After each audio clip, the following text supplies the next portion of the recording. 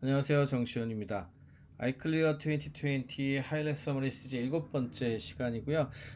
지난 2주간 좀 시간이 많이 없어가지고 좀 늦게 업데이트를 했는데, 오늘은 좀 어떻게 보면 제일 관심이 많을 어떤 그런 주제일 것 같기도 합니다. 튜링 어워드 특강으로 있었던 얀누쿤 강의죠. The Future is Self-Supervised. 미래는 자가지도 학습. 이거 꽤 좀 얘기가 좀 나왔었는데요.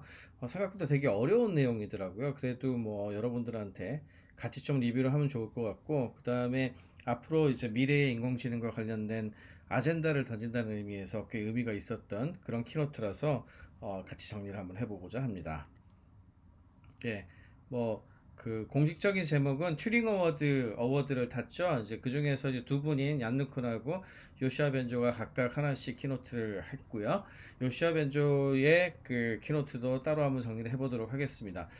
그 중에서도 얀누쿤이 발표한 거는 바로 셀프 슈퍼바이스 러닝, 예, 이것이 되겠고요. 셀프 슈퍼바이스 러닝을 얀누쿤은 간단하게 블랭크를 채우는 것이다, 이제 비어 있는 것을 채우는 것이다, 이렇게 얘기를 했었고, 그다음에 뭐 가장 강력하게 몇 가지 사례를 통해 가지고 설명을 한 게 이제 그림하고 연결된 것인데, 시간과 공간이라는 개념으로 봤을 때 기존에 이제 이전에 있었던 것에서 그 다음 것을 예측하는 것과 관련된 부분들, 그리고 이제 눈에 보이지 않는 것들을 보이는 것들에서 이제 예측을 하는 거, 그리고 막혀 있거나 이제 뭐 이렇게 마스크돼 있거나 또는 겹쳐 있거나 망가져 있거나 뭐 이런 부분들을 다른 부분들을 가지고서 이제 뭐 찾아내는 거, 뭐 이런 종류들. 그러니까 뭔가 좀 빠져 있는 것들을 기존에 있는 데이터를 가지고서 찾아내는 것과 관련된 거의 전반적인 부분은 셀프 슈퍼바이스 러닝이라고 설명을 하고 있습니다.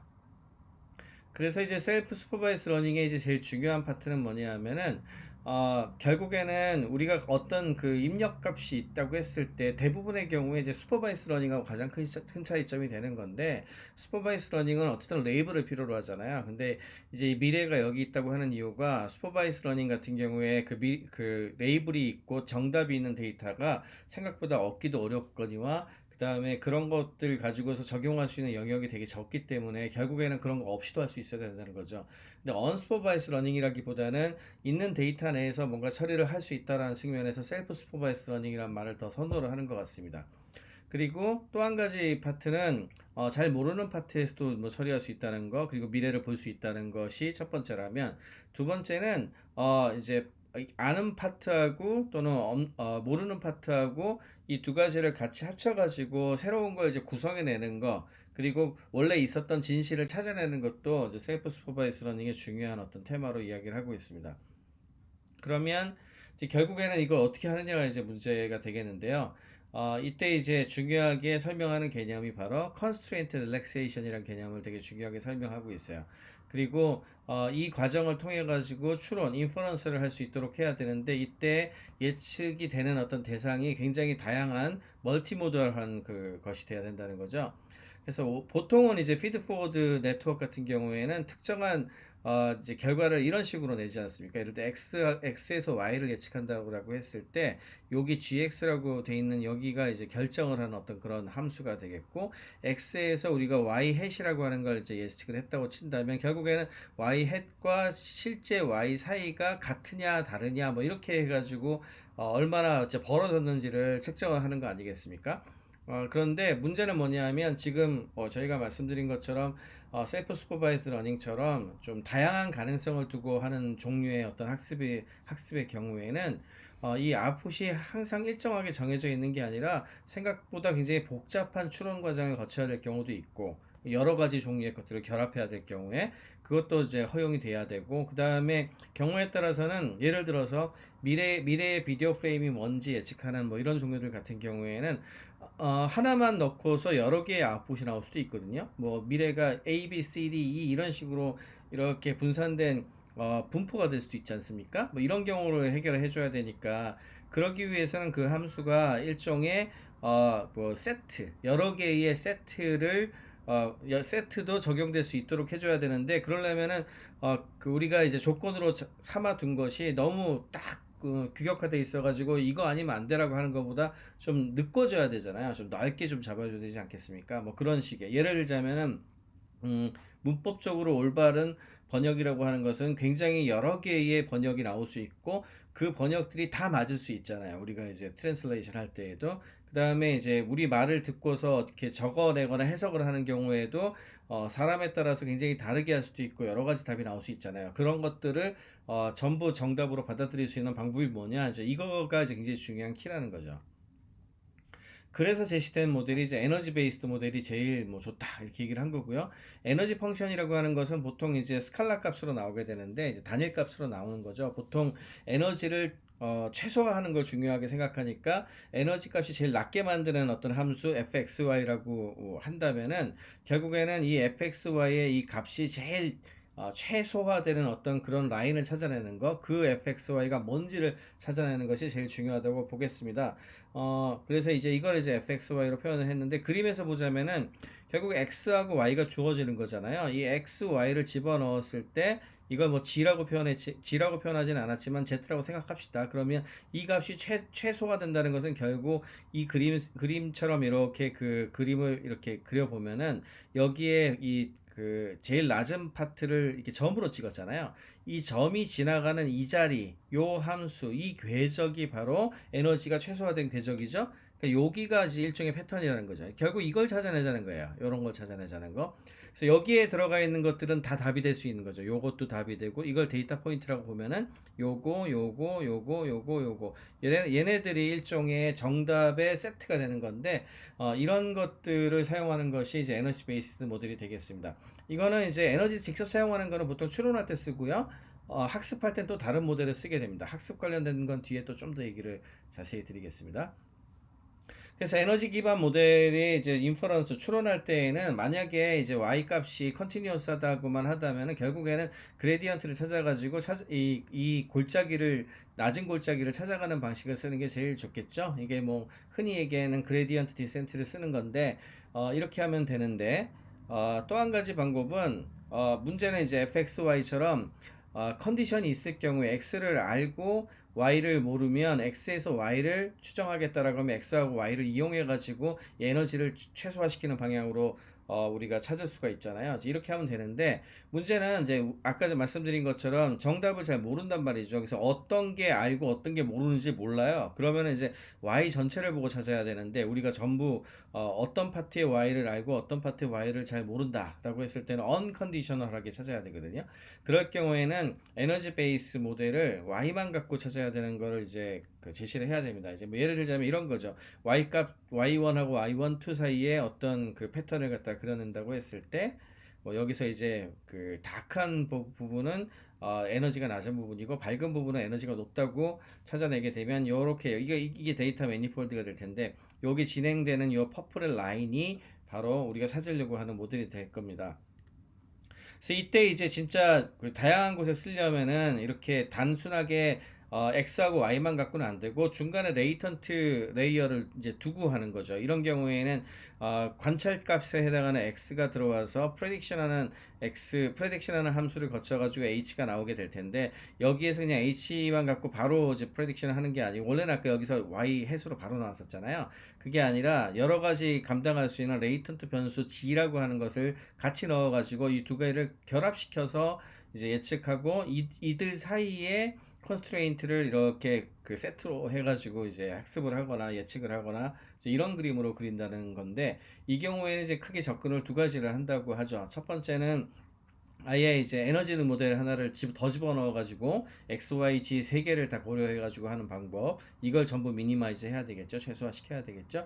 아니면 fxy를 G를 집어넣어 가지고 새로 정의를 하는 두 가지 방법으로 접근을 하고 있습니다.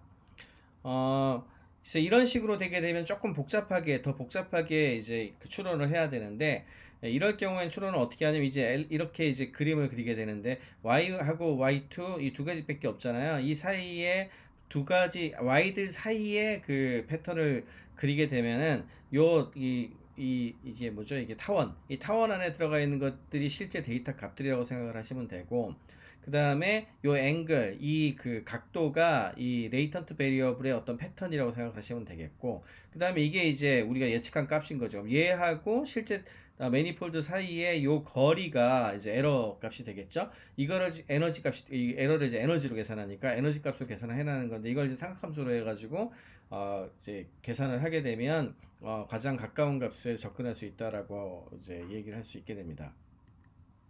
그럼 이걸 이제 학습을 어떻게 할 거냐의 문제인데, 학습은 크게 두 가지 모델을 지금 제일 많이 하고 있다고 해요. 뭐 논문들 진짜 많이 나오고 있는데요. 이 관련해 가지고 우리가 알고 있는 굉장히 많은 어떤 언스퍼바이스 러닝이라든지 겐이라든지 이런 것들도 다 이걸로 설명할 수가 있는데, 첫 번째 방법은 이제 대조하는 건데, 한마디로 말해서 정답에 가깝게 된 것들은 에너지 값을 낮추고 아닌 건 높이고 하면 골짜기가 점점 깊어지잖아요. 그래서 대조를 점점 많이 시켜가지고 두 개를 이제 구별하려고 하는 어떤 그런 방법이 되겠고, 두 번째는 이 에너지 모델 자체를, 에너지 함수 자체를 잘 이제 정교화를 해서 찾아내려고 하는 두 가지 접근 방법이 있습니다. 이제 이거를 다 설명드리기 너무 많고, 실제로 얀누쿤 슬라이드를 제가 캡처해 갖고 왔는데 이렇게 많은 것들을 하고 있고요. 재밌는 거는 우리가 알고 있는 정말 많은 연구들이 이 방법들 중에 하나라는 거죠. 뭐 예를 들자면 맥시멈 라이클리후드 같은 모델이라든지, 또는 뭐 매트릭 러닝이라든지 시아미스 네트워크 관련된 거, 또는 어드버서리얼 네트워크 관련된 거, 볼트 같은 마스킹을 한 오토인코더 같은 거, 뭐 이런 종류들도 있고, 그 다음에 레귤라리제이션 하는 것들, 정교하는 거 관련된 거는 PCA나 K-means 같은 아주 잘 알려진 뭐 언스퍼바이즈 러닝 메소드 그 연구 방법들도 있고, 그 다음에 최근에 알려진 여러 방법들을 다 소개를 하고 있습니다.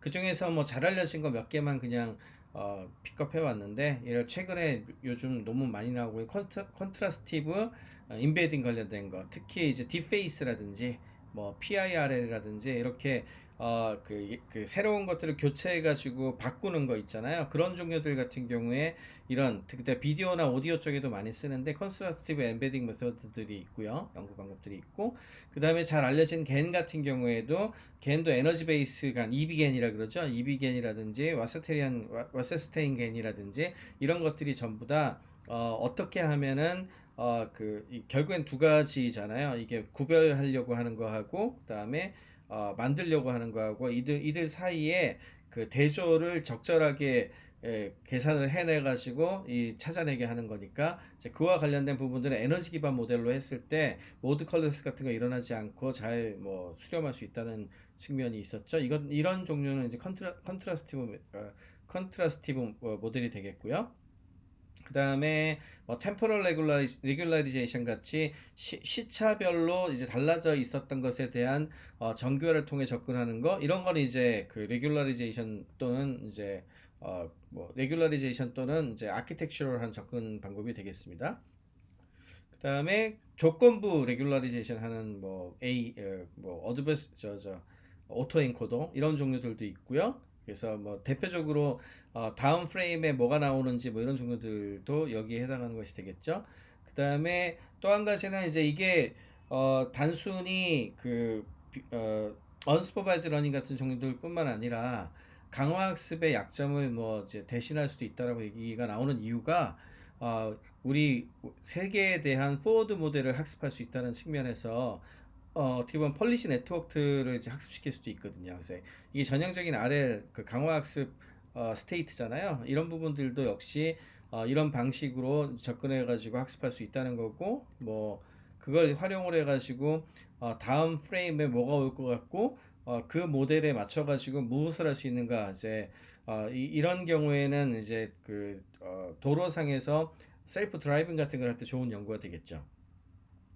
사실 뭐 아주 자세한 내용들은 뭐 제가 오늘 그냥 간단하게 리뷰하는 걸로 끝낼 수 있는 정도들은 아니고, 오늘 소개해 드린 것 중에 얀누쿤의 강의를 직접 보시는 것도 좋을 것 같고요. 아니면 이제 소개해드린 어떤 뭐 연구들을 직접 찾아보시는 것도 되게 좋을 것 같은데, 오늘은 인사이트만 잘 끌어내고, 그 다음에 그걸 바탕으로 해서 여러분들이 좋은 토픽을 하나 발견하는 데 이의를 두도록 하겠습니다. 그래서 결론적으로 셀프 슈퍼바이즈 러닝이라고 하는 것이 결국에는 서로 데이터들 간에 어떤 관계가 있는지, 서로 어떤 디펜던시를 갖고 있는지 찾아내는 그런 방법이고요. 그 다음에 추론이라는 것은 벡터의 어떤 형태로 결국엔 표현할 수가 있고, 그것에 이제 최소화, 에너지를 최소화하는 쪽으로 접근을 하면 결국에는 그게 그 에너지 최소화하는 여러 개의 솔루션 중에 적절한 추론의 답들이 있을 수 있다는 거고, 그래서 에너지 기반 모델을 쓰는 게 좋다는 거고요. 그 방법으로는 컨트라스티브 메소드하고 레귤러라이즈드 레이턴트 베리어블 메소드가 있는데, 얀르콘 같은 경우에는 레귤러라이즈드 레이턴트 베리어블 에너지 베이스드 모델을 자기는 지지한다라고 얘기를 하더라고요. 그래서 이런 것들이 또 코먼 센스 같은 거하고도 굉장히 연관이 많이 되는 것이, 우리가 이제 미래의 지능에 대한 생각을 해보면은 우리 동물이라든지 인간들은 사실은 슈퍼바이스 러닝을 하고 있지 않잖아요. 그냥 우리가 또 가지고 있는 수많은 입력 데이터들을 활용을 해서 굉장히 쉽고 빠르게 여러 가지를 찾아내고 있는데, 우리들은 거의 셀프 슈퍼바이스드 러닝을 하고 있는데, 이제 기존에 있었던 슈퍼바이스 러닝이라든지 강화학습 같은 경우에는 아무리 그거를 이제 데이터를 많이 집어넣고 확장한다고 하더라도 어떤 특정한 인공지능 어떤 성능에 대해서 인간 수준에 달하는 수준으로 갑자기 올리는데 진짜 한계가 있다, 이걸 얘기한 거고, 그런 측면에서 셀프 슈퍼바이스 러닝이 훨씬 더 가능성이 높으니까 연구들을 좀 많이 하자, 뭐 이런 얘기라고 생각하시면 될 것 같습니다. 마지막으로 AGI, 이 개념을 되게 싫어하시더라고요. 이제 그 뭐 일반 인공지능이라고 부르죠. 굉장히 여러 개를 동시에 풀어내는 인공지능. 그거에 대해서는 좀 생각 좀 하지 말고, 결국에는 지능이라고 하는 것도 잘 생각해 보면은 대부분 다 이렇게 특성화되어 있는 것들이 많으니까, 그거를 이제 휴먼 레벨로 올리는 것에 집중을 했을 때 우리가 더 많은 성과를 낼 수 있지 않냐. 너무 지나치게 AGI라고 얘기하고 그거를 위해서 다가가지 말자라고 얘기를 하고 있습니다. 예, 이 뒤에 이제 요시아 벤저는 조금은 더 다른 조금 큰 얘기를 하고 있는데, 이 셀프 슈퍼바이스 러닝에 대해서 저도 좀 약간 전체적으로 리뷰를 한 것 같고, 여러분들도 좀 관심을 가지면 좋으실 것 같습니다.